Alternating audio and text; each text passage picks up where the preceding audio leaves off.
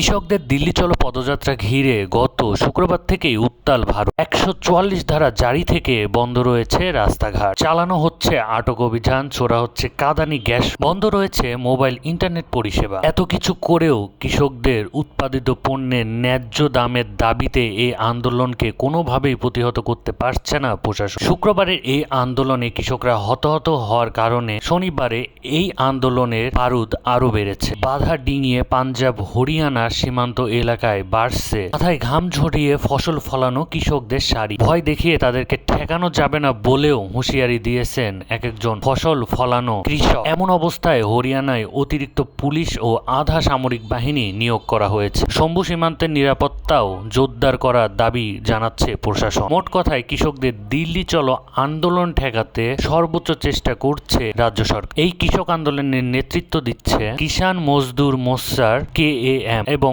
সম্মিলিত কিষাণ মোর্চার SAM নামে দুইটি অরাজনৈতিক সংগঠন। কৃষকদের উৎপাদিত ফসলের ন্যায্য দাম নিশ্চিতকরণ সহ বেশ কয়েকটি দাবি নিয়ে এ আন্দোলনের এর মধ্যে কৃষি ঋণ মওকুফ, পুলিশি হামলা বন্ধ ও মামলা উঠিয়ে নেওয়া সহ কৃষিক্ষেত্রে বিভিন্ন সুযোগ সুবিধা বৃদ্ধির দাবি জানানো হচ্ছে।